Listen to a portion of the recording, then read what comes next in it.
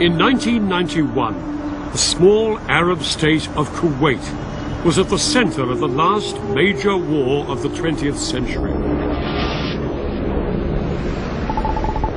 Saddam Hussein's Iraq had invaded Kuwait, putting nearly half the world's oil within his reach. Virtually everyone agreed he had to be stopped.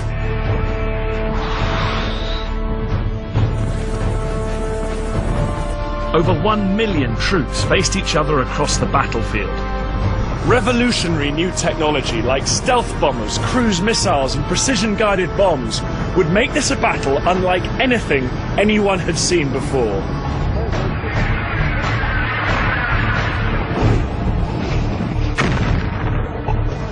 I'll be getting to grips with some of the challenges faced by the men and women on the front line in this new era of warfare. And I'll show how the commanders chose their tactics in a war dominated by cutting-edge technology and ruthless political calculation. With his seizure of Kuwait, Saddam Hussein threatened to hold the whole world to ransom. He warned that the fight that would follow would be the mother of all battles. Everything would now depend on the outcome of Operation Desert Storm, the battle for Kuwait.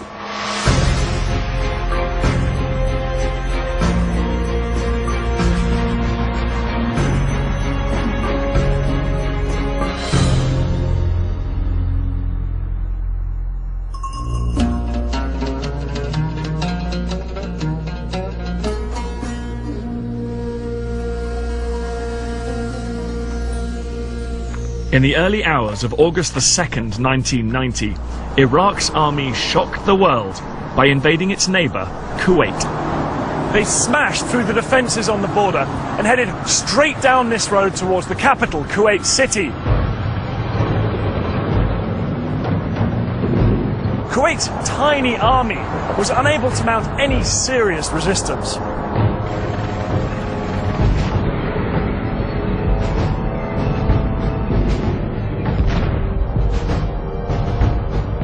Thousands of Iraqi troops were soon swarming through the capital.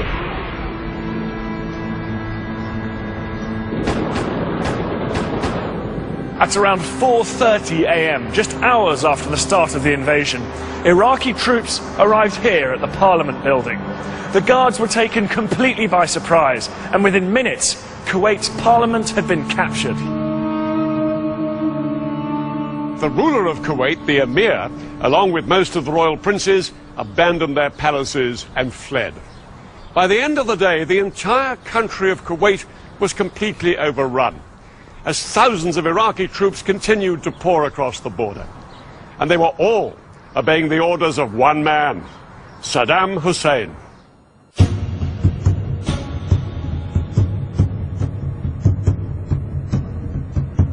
Saddam Hussein was the president of Iraq and a brutal dictator.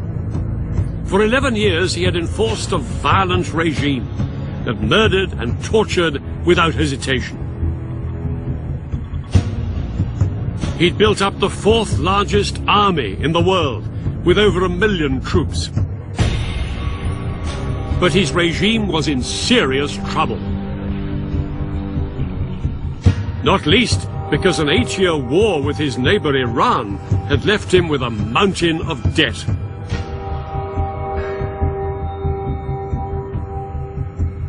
Iraq was bankrupt. Saddam had to come up with a solution to his cash crisis, and it lay across the border here in Kuwait. This is Iraq, and here is Kuwait. Kuwait is almost floating on oil. Outside the capital, Kuwait City, oil wells cover much of the country. To the north, there are oil fields on the border with Iraq. Here in the center, the Burgan oil field is the second largest in the world. Altogether, Kuwait held 10% of the world's oil, and it was this vast wealth that Saddam had captured. Together with the Iraqi oil fields that Saddam already owned, he now had control of over 1/5 of the world's oil reserves.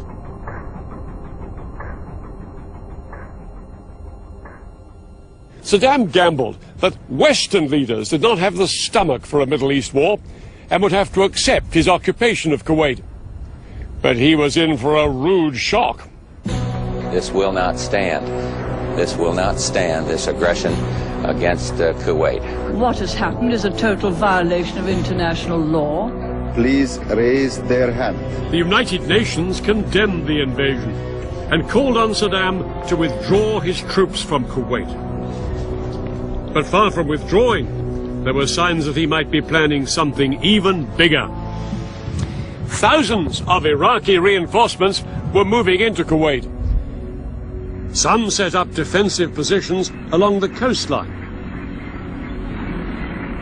But most worrying for global leaders was the large number of troops and tanks driving right down through the country and massing on its southern border. The question was, would they stop there? 200 miles south of the border was the richest concentration of oil wells in the world. The oil fields of Saudi Arabia. The Saudi army was small. If Saddam chose to attack now, there was nothing to stop him. If he seized Saudi Arabia's wells, he would control nearly half the world's oil. President Bush Sr. and British Prime Minister Margaret Thatcher were determined to stop him. They were convinced that the only way to protect Saudi Arabia and its oil was to put US and British troops in on the ground. But there was a huge problem.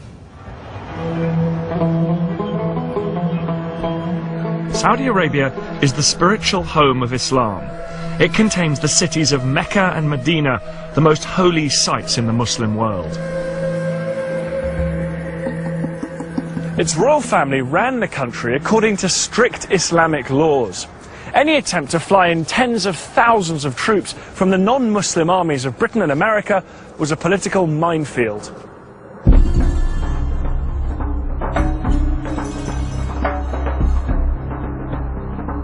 On August the 6th, 1990, just 4 days after Iraq had invaded Kuwait, a top-rank White House team flew to Saudi Arabia to meet King Fahd. They offered to fly in thousands of US troops to defend the kingdom. King Fahd knew his meager forces couldn't stop Saddam Hussein if he chose to invade. And so, despite the risk of huge anger from devout Muslims, he immediately gave the Americans the invitation they wanted.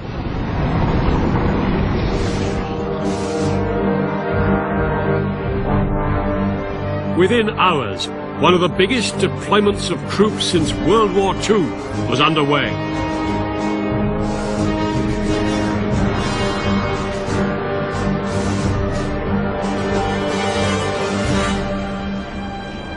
More than 250,000 American and British troops from bases in the US and Europe headed for the deserts of the Middle East.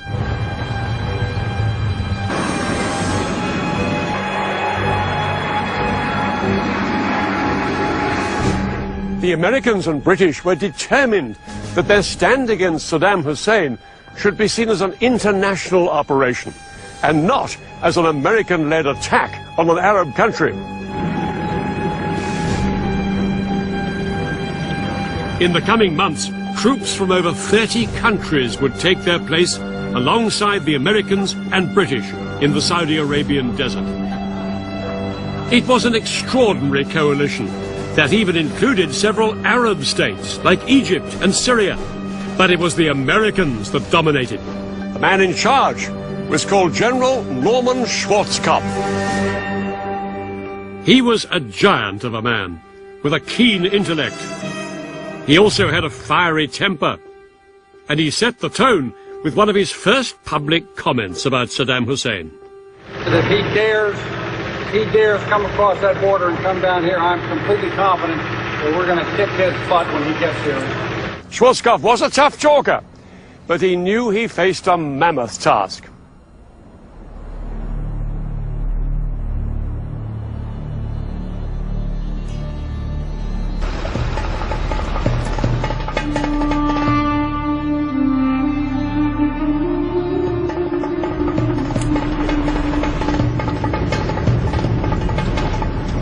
Many of the troops had been trained to go into battle on the green rolling hills of Europe. They arrived to find a scorched, barren desert like this one. It was a place few of them had ever imagined they'd have to fight over.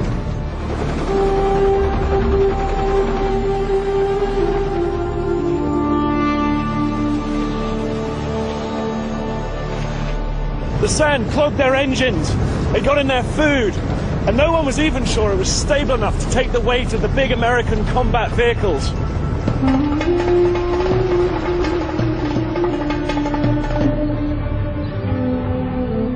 But the biggest problem by far was making sure the Western troops did not offend their Muslim hosts. Even apparently innocent behavior, like female American troops wearing short sleeves, could cause huge offense in a country where women are expected to cover up completely. Troops were issued with instructions on how to behave appropriately in a devout Muslim country.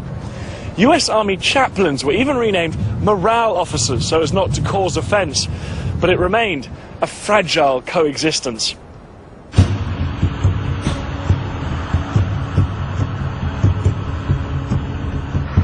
An Iraqi attack on Saudi Arabia remained a constant fear for the coalition.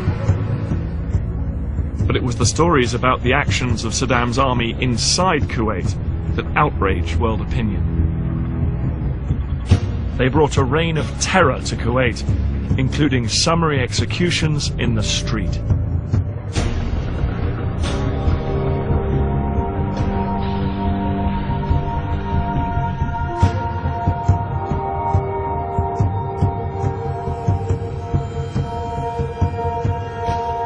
Saddam's men were looting shops, houses and factories across the city.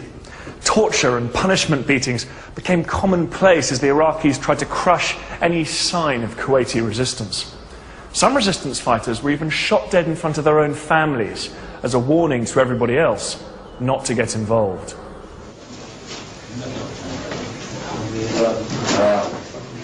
Western civilians living in Kuwait and Iraq had been rounded up and taken to Baghdad as hostages. Saddam appeared with some of them on television in a clumsy attempt to show that they were being treated well. You are British or Olive? At the moment, yes. Stuart and Halib? Does Stuart get his milk? Yes, he does. Meanwhile, his grip on Kuwait was tightening. Saddam Hussein had turned Kuwait into a defensive fortress. Hundreds of thousands of Iraqi troops were in and around Kuwait. Many of them dug in down here on its southern border. They'd built very heavily defended positions with great sand ramparts close to the frontier with Saudi Arabia. Behind them was a second line of defense with thousands of troops. And then about 100 miles further back, just inside Iraq, were Saddam's elite troops, the Republican Guards, waiting in reserve.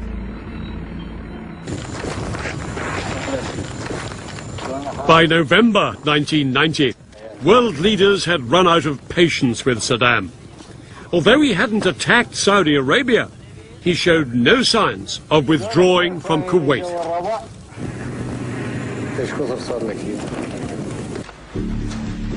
So the UN Security Council passed a new resolution that changed the coalition's mission dramatically. 12 votes in favor, 2 votes against, 1 abstention. No longer would the coalition just defend Saudi Arabia. If Saddam's troops had not withdrawn from Kuwait in 6 weeks, the coalition would attack and force the Iraqis out. The countdown to war had begun. For the US military, it was a daunting prospect. They were haunted by the memories of the United States' last major conflict and knew that they could not afford to make the same mistakes again. If one American soldier has to go into battle, that soldier will have enough force behind him to win and then get out as soon as possible. This will not be another Vietnam. But Saddam was determined that that was exactly what it would be. He calculated that if the Americans attacked, his best hope was to inflict massive casualties on the US troops. Saddam believed that after the Vietnam War, it was not something the US public would tolerate. And in 1990, he had the weapons to cause thousands of casualties in seconds.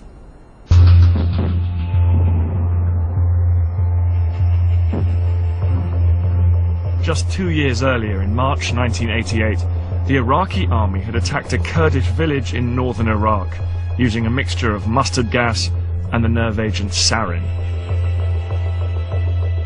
5,000 people were killed, and thousands more suffered terrible injuries.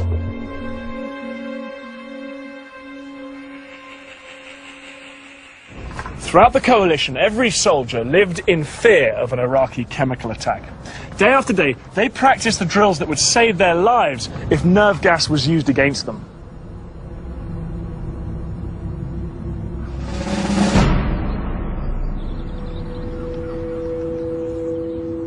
To understand more about what this meant to the coalition troops, I joined a British Army training exercise.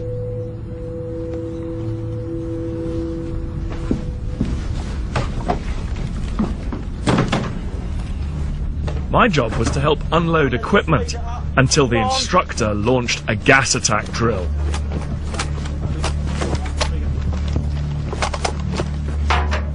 Gas, gas, gas!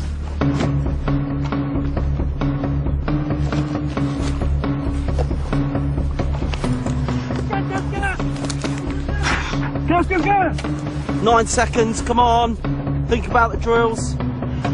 Okay, let's go, well done. If a soldier couldn't get their mask on this quickly in a real attack, the gas could be lethal. Come on, 2 minutes, let's go!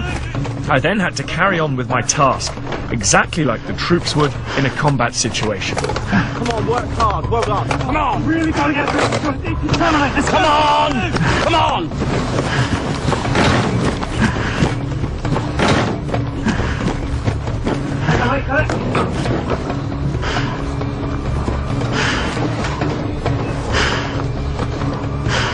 Down this side, down this side. Keep going,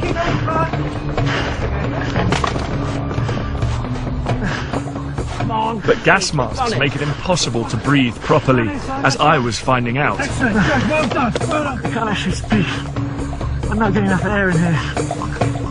2 minutes! Come on, well done, well done.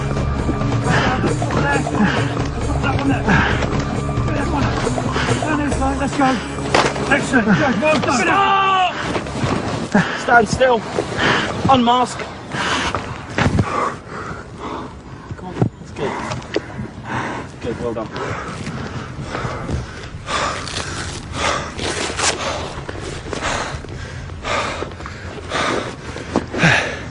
There's just no air in there at all. And the idea of fighting something like a battle under those conditions is absolutely unimaginable, and that's a lot harder than what I was just doing there, those shuttle runs. The idea of spending hours on hours in this get-up, charging across hills, is extraordinary.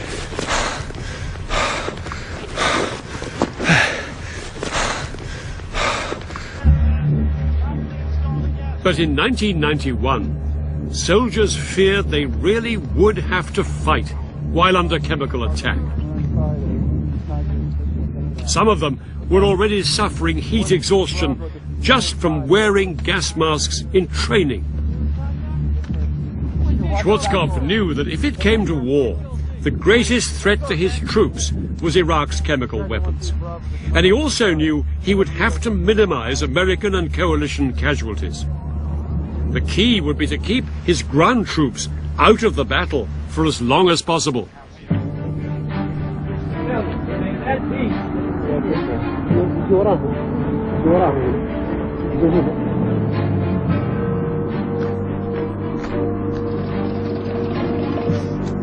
Schwarzkopf's plan was to launch a colossal air attack on Iraq itself and on its forces on the ground, to try and force Saddam to abandon Kuwait. But if this didn't persuade Saddam to leave, Schwarzkopf knew that he would have to take a far more risky step. He'd have to order his forces to fight their way into Kuwait. And some of the experts predicted that this would cost thousands of American lives. His strategy would call upon the full might of the United States Armed Forces. More and more of the world's most sophisticated aircraft, tanks and weapons were arriving in the Gulf.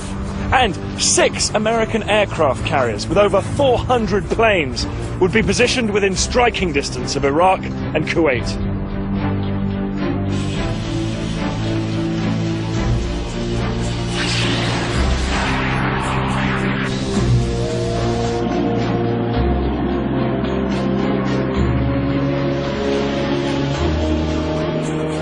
One week before the UN deadline expired, 750,000 coalition troops waited on the battlefield, as the politicians made one last attempt to find a diplomatic solution. The US Secretary of State, James Baker, met Iraq's Foreign Minister, Tariq Aziz, in Geneva. Both men knew that tens or even hundreds of thousands of lives were at stake. And James Baker warned the Iraqis not to use chemical weapons, reminding them that America had nuclear bombs. But 7 hours of talks ended in failure. If Iraq should choose to continue its brutal occupation of Kuwait, Iraq will be choosing a military confrontation which it cannot win and which will have devastating consequences. But Saddam remained as defiant as ever and promised his people a great victory. He warned that the Americans depended too much on technology. He boasted that Iraq could rely on the bravery and experience of its soldiers. Their faith would defeat the enemy. At midnight on January the 15th, 1991, the UN deadline expired. Across the world, people watched and waited. Everybody knew it was just a matter of time before the war began.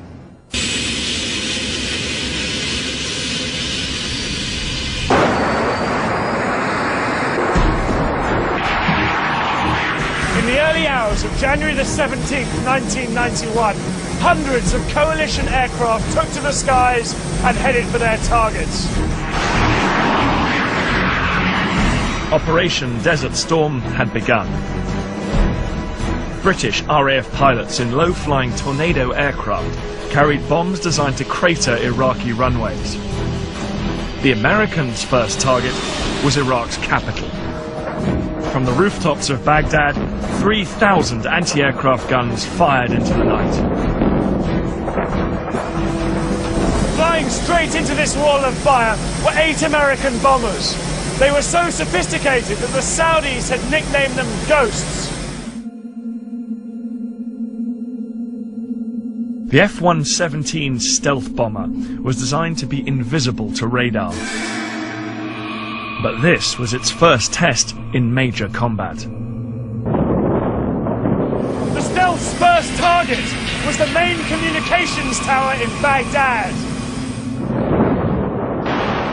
At exactly 3 a.m., the pilot in the lead aircraft pushed the button and a 2,000-pound laser-guided bomb descended on its target.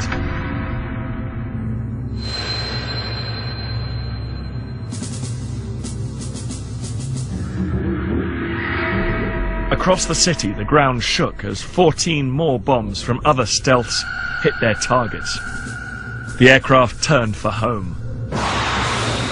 Cruise missiles launched from US warships knocked out the power stations and plunged the city into darkness. The air campaign, unleashed by the coalition against Saddam's Iraq, was codenamed Instant Thunder. It was the most powerful and focused use of air power in the 20th century. On the first night, coalition aircraft flew over 1,000 sorties. They hit power stations, radar and communication networks, airfields, and chemical weapons facilities. The aim was first to gain control of the skies above Kuwait and Iraq, and destroy Saddam's ability to coordinate his forces, and then to target the forces themselves.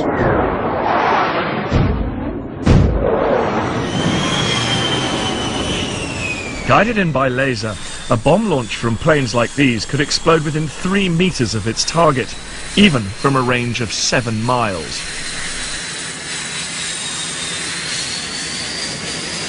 The bombing campaign had badly damaged Iraqi radar stations and gave Iraqi pilots little chance to respond. Rather than fly blind against the most sophisticated air force the world had ever seen, most of them opted to leave their aircraft inside hardened hangars and try and sit it out. Throughout that night and into the following day, American and coalition aircraft continued to attack Iraqi targets, including Saddam Hussein's palaces. Saddam Hussein was in fear for his life. He moved between safe houses to avoid the coalition attacks. But in public, he would not be cowed. On Baghdad radio, he declared that the mother of all battles had begun. And in secret, he ordered his army to launch the weapon that he hoped would blow the coalition apart. Its target was a country over 700 miles from Kuwait.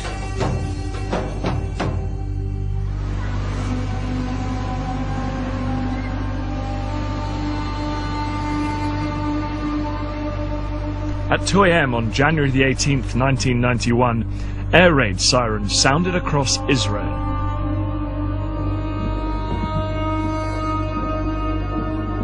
They warned of a Scud missile attack from Iraq heading for Tel Aviv, Israel's biggest city.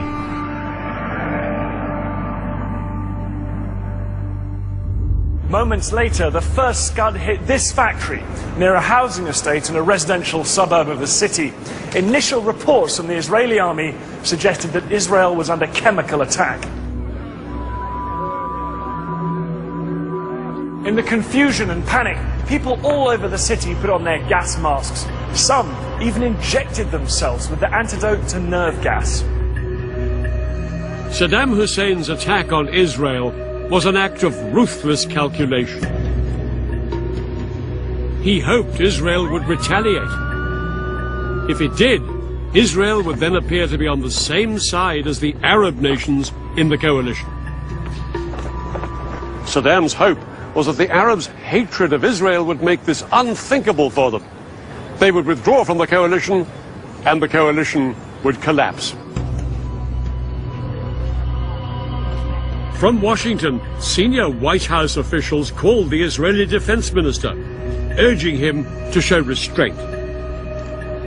For hours, the whole world held its breath, waiting to see how the Israelis would respond.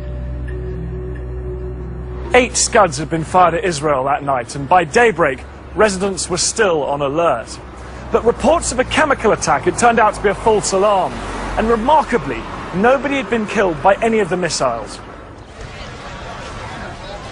Under huge pressure from the White House, the Israeli Prime Minister, Yitzhak Shamir, agreed not to retaliate, at least for the time being.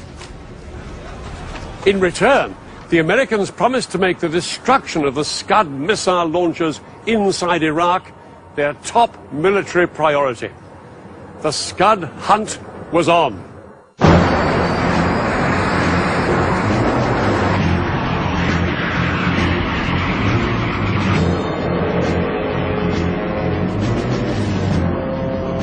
Coalition aircraft began flying around the clock, searching thousands of square miles of empty desert, hoping to spot Iraq's estimated 20 mobile Scud launchers and then destroy them. For the American commander, General Schwarzkopf, it was a tough challenge. Finding the mobile launchers is like finding a needle in a haystack, as you can well imagine. Scuds continued to hit Israel, and Washington ordered Schwarzkopf to step up the search.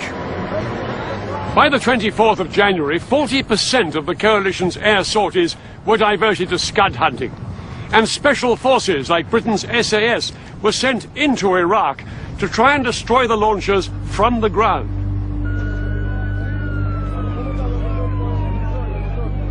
The Scud attacks on Israel went on, but still they failed to break up the coalition as Saddam hoped.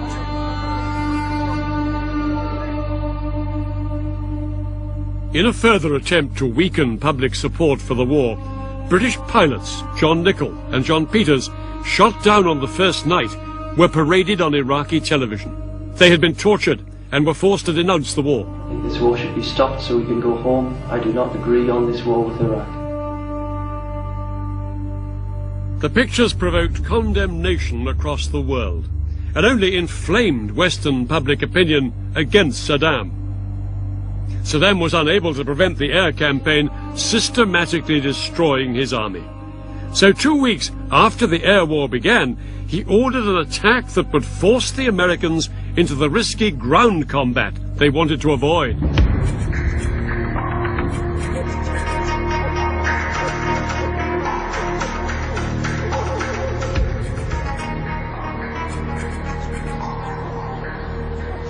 At around 8:30 p.m., Iraqi troops broke cover from their positions here in Kuwait and headed down there towards the Saudi border.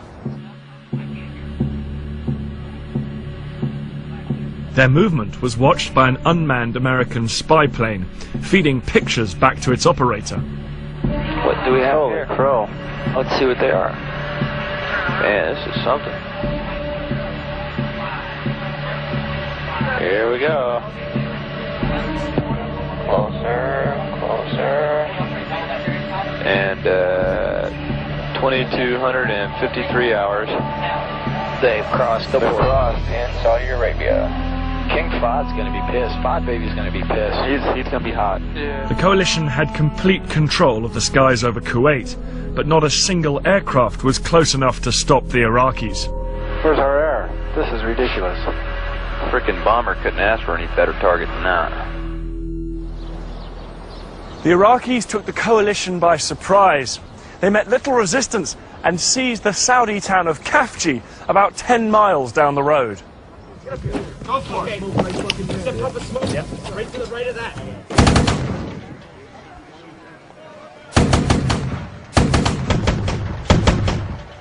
Troops from America, Qatar and Saudi Arabia now had to fight their way into the city to regain control. Arm this missile, I'll shoot down range. Take that bad boy out.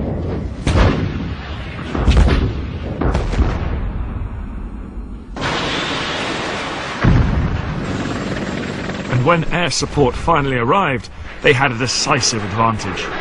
I certainly would not want to be an Iraqi troop up there. Aircraft are swarming over that battlefield like gnats. After 2 days of fighting, coalition troops finally regained control. An estimated 38 Iraqis were killed and hundreds more captured, but the coalition had suffered too. In their first taste of ground combat, 43 coalition troops, including 25 US Marines, were killed. For some, it had been a sobering experience.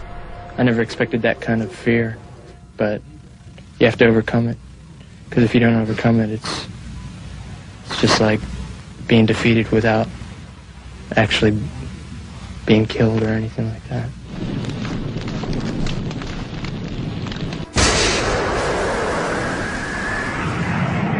But with Khafji back in coalition control, world attention turned once again to the air campaign, which was now in its 4th week.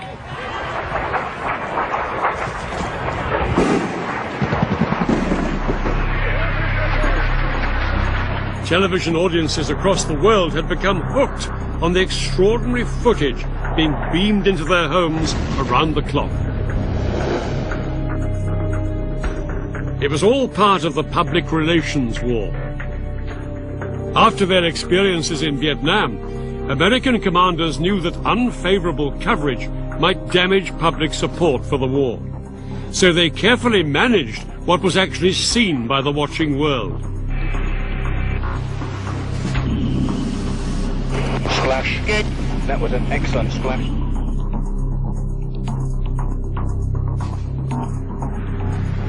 The American general who commands all the Allied forces in the Gulf has said that Operation Desert Storm has been going according to plan. The aim was to portray the war as clinical and bloodless, with so-called smart bombs making surgical strikes. I'm now going to show you a picture of the luckiest man in Iraq on this particular day. Keep your eye on the crosshairs. Right through the crosshairs. And now in his rearview mirror.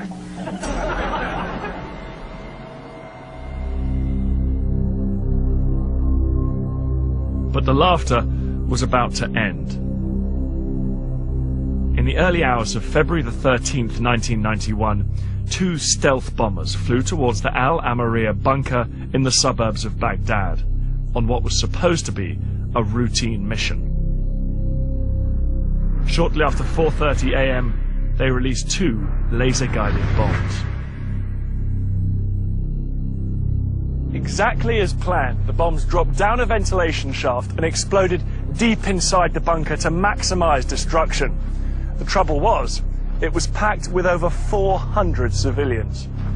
American criminals! Why? For what the war? For what the war? Hundreds had been killed, many of them children.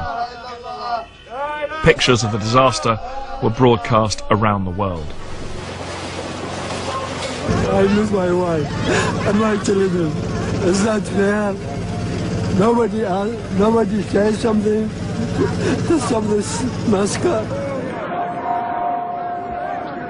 It was a terrible mistake. Coalition air planners had believed that the Al Amaria bunker was being used by Iraqi commanders, not civilians. These images of so many dead civilians and their distraught relatives shattered the myth that this was a bloodless war, and it forced Schwarzkopf to curtail the bombing of Iraqi cities for fear of causing more civilian casualties.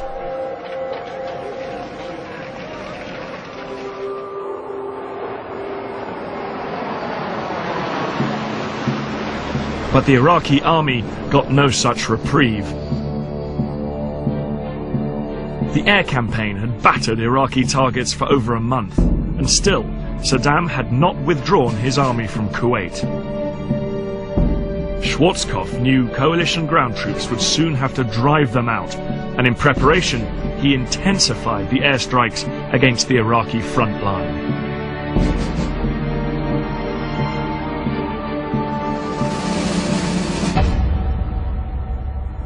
There was nothing smart about this bombardment. Old-fashioned planes like the giant B-52s that had flown over Vietnam dropped old-fashioned explosives and napalm on the Iraqi positions. When a canister of napalm hit the ground, it exploded in a mass of burning jelly, which incinerated anything it touched and sucked the air out of everyone's lungs within 50 meters. Coalition airmen flew around-the-clock bombing missions attempting to destroy 50% of the Iraqi armor. We're trying to get ready for the ground troops to go in. So we're really trying to hit them hard in order to clear it out for the ground troops. We sent out 300, 400, 500 bombs a day. Some of them weigh 1,000 pounds apiece, so it's unreal the tonnage going out here.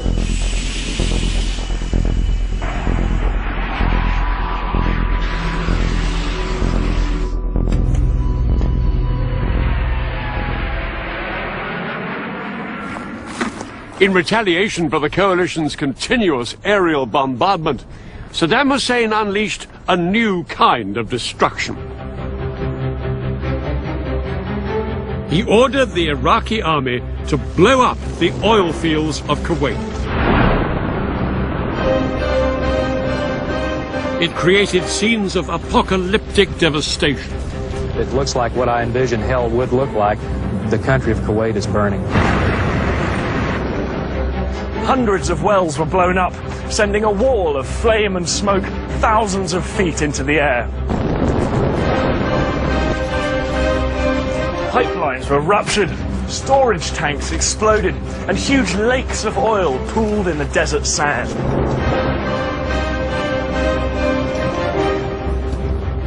Choking black clouds filled the air, and day turned to night as the smoke blocked out the sun.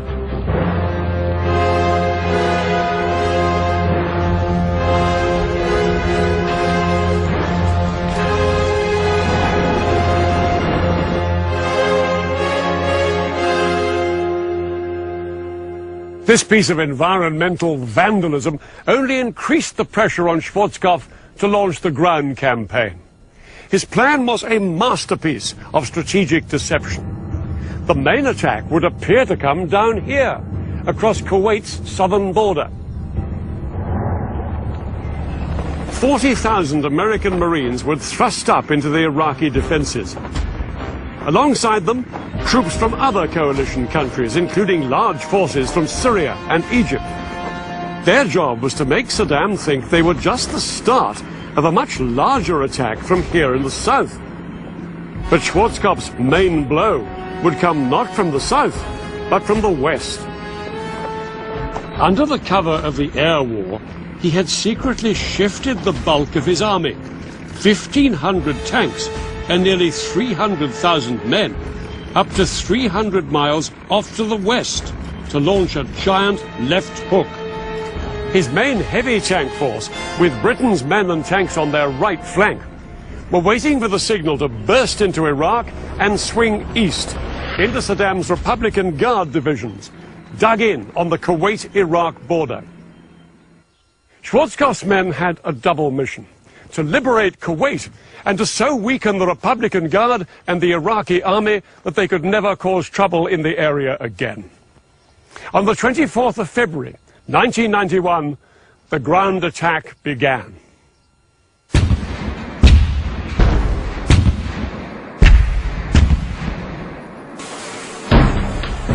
Out in the Gulf, the big guns of the US warships began a massive artillery barrage onto the Kuwaiti coastline.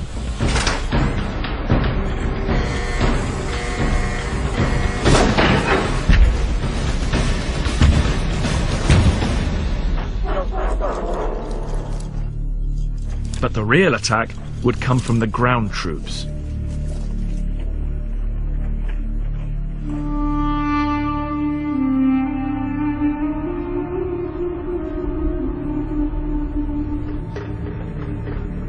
And the first to go in would be the US Marines. This is it. Have fun. Got an American flag in this pack right here we're going to raise in Kuwait. The Marines had to bulldoze gaps in huge banks of sand like this one so the tanks and artillery could advance.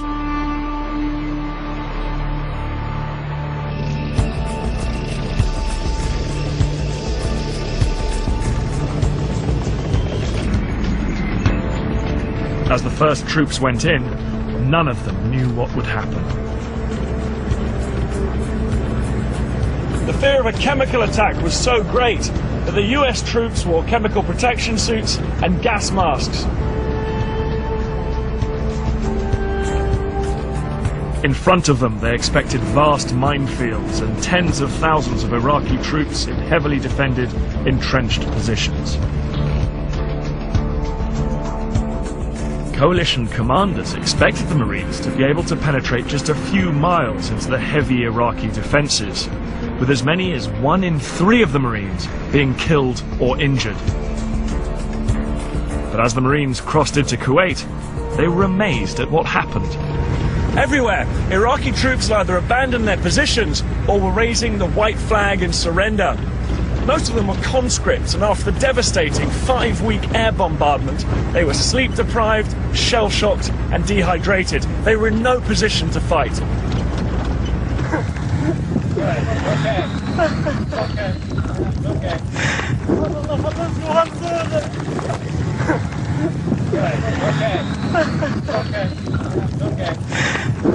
All right. Hey, let's go! Get up here! The Marines continued forward into Kuwait. There was little resistance, and nearly everywhere their progress was unopposed. Right now, I feel sorry for the people that are remaining on the enemy side because we're going to wipe them out. It's just a matter of time. The Marines were scoring a major success in their thrust up here into Kuwait, almost too successful. They and the Arab forces to the east and west of them were fast heading for Kuwait City. There was now a risk that some of the crack Iraqi units, like the Republican Guard up here, might retreat before Schwarzkopf's army could destroy them. So he brought forward the timetable for his main attack. He ordered his big left hook, including Britain's tank force, to go in 15 hours ahead of schedule. The British would go for Kuwait, and the US tanks would head for the Republican Guard.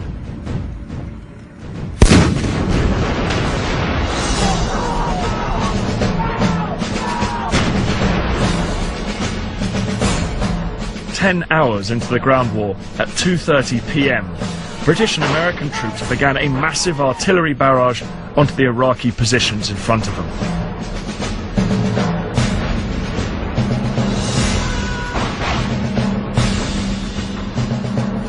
One of their key weapons was the multiple launch rocket system.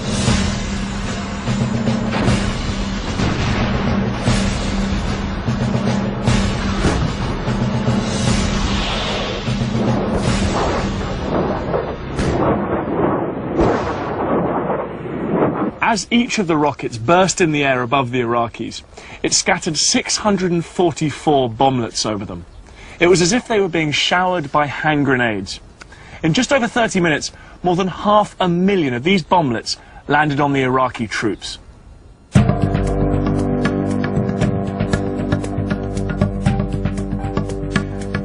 As the artillery died down, more than 150,000 coalition troops and over 1,500 tanks began their advance.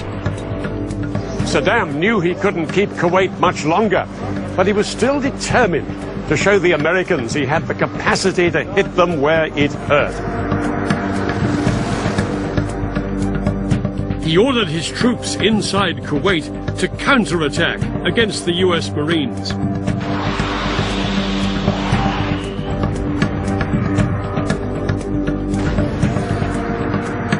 But they couldn't match the Americans' firepower, nor halt their relentless drive towards Kuwait City. However, Saddam still had one last sting in his tail.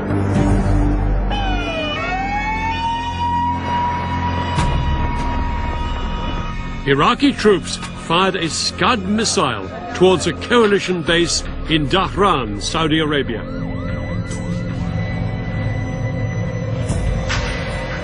The resulting explosion killed 28 Americans, and 100 were left wounded. Has to go up there. It was their biggest single loss in the war so far.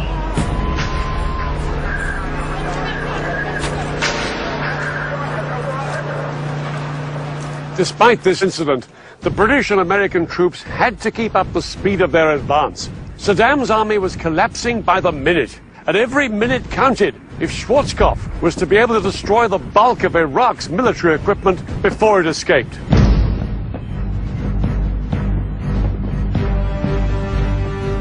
Schwarzkopf's main armored thrust had swept across 100 miles of Iraqi desert west of Kuwait and closed in on Saddam's elite Republican Guard.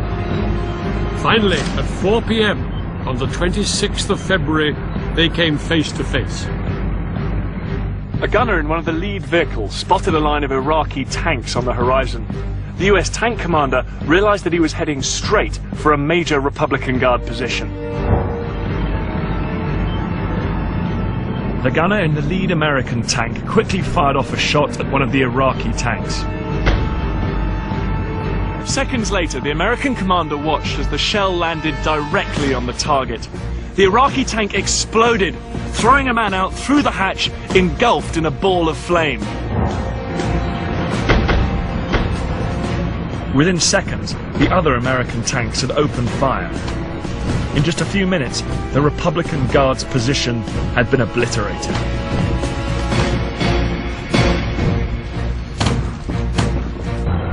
The Iraqi tanks had been utterly outgunned.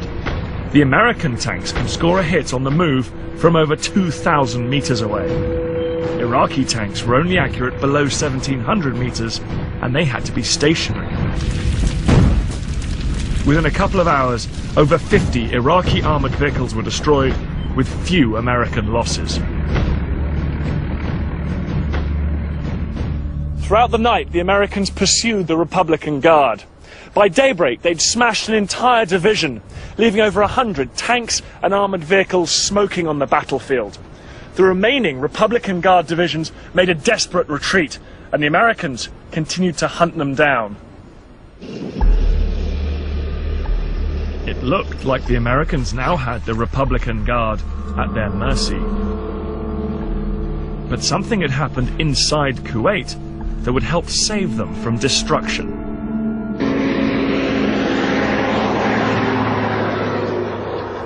Iraqi troops had been fleeing from Kuwait City in any vehicle they could get their hands on.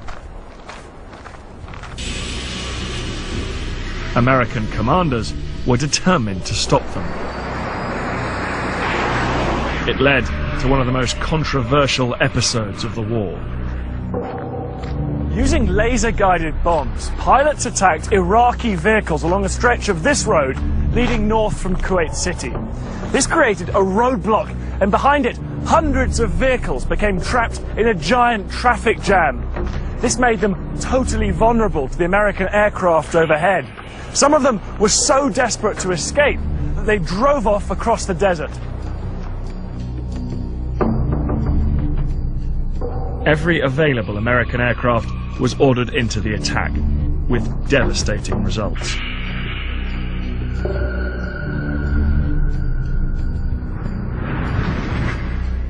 For mile after mile, charred vehicles and human corpses littered the desert and choked the two main roads going towards Iraq. An estimated 2,000 vehicles were destroyed. Only very few of them were tanks or armored personnel carriers. Most were civilian vehicles stolen by the Iraqi army as they fled Kuwait City. Nobody knows how many hundreds or thousands of Iraqis died in the attacks. The American leadership realized that pictures like these would soon be on television around the world, and they feared it would look like a massacre. This would become a key factor in deciding when to end the war.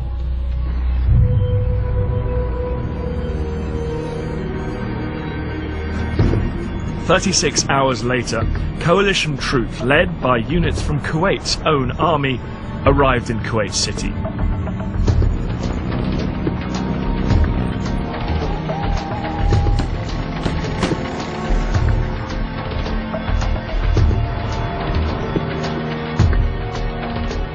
The streets soon filled with vehicles as people celebrated the end of the Iraqi occupation. Welcome in Kuwait. Welcome, Mr. Bush. Welcome.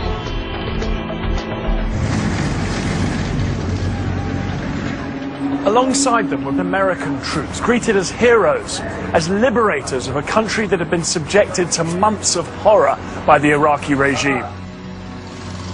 They don't have any civilization. They kill not by guns only, by torturing. They brought them over here in this place, and they just shot them and killed them and left them for 5 days, just like a garbage. They want to put name Saddam in my hands, and they tell me to remember it even you are an old man.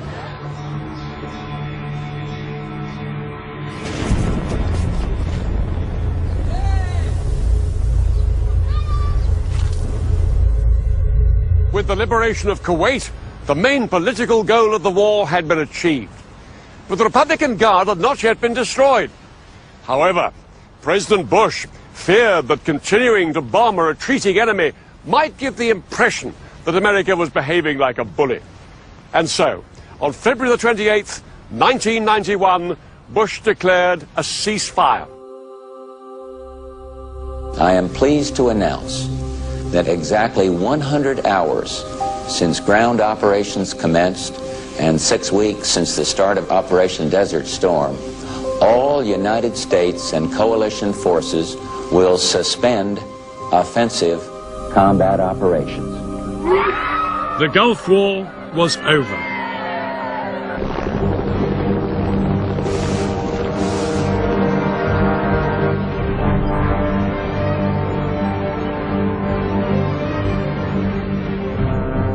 Within weeks, tens of thousands of coalition troops began the long journey home. All of them grateful that the mass casualties they'd feared had never materialized.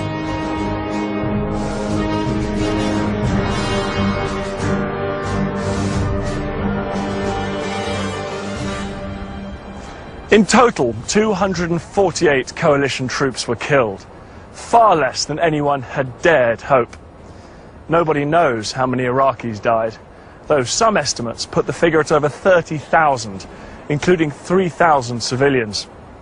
Despite the pre-war fears of the coalition, it had turned out to be one of the most one-sided battles in modern history.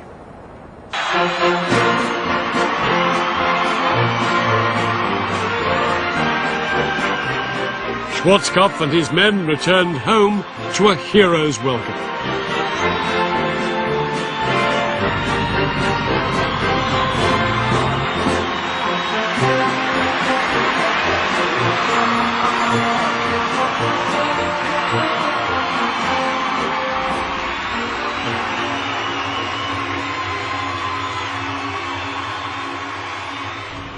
The Allies could have chased Saddam all the way to Baghdad, but they had no authority from the UN and no wish to become mired in Iraq.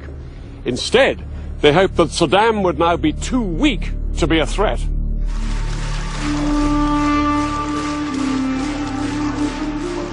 But Saddam's regime did not crumble as the Americans hoped. He crushed two uprisings that followed the end of the war and remained in power for another 12 years. Several thousand US forces remained in Saudi Arabia to keep watch on Saddam's army.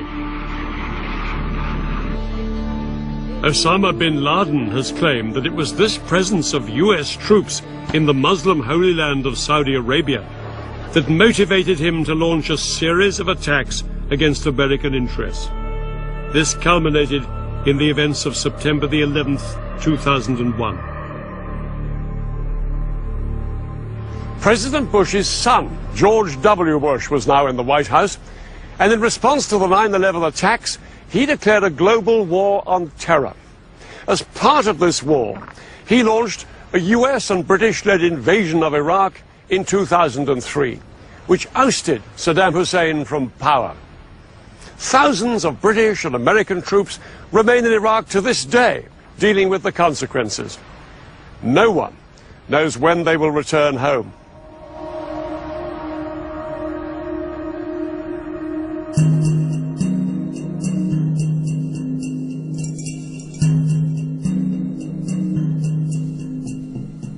You can find out more about the Gulf War of 1991 in Dan's video podcast, available online now at bbc.co.uk/history.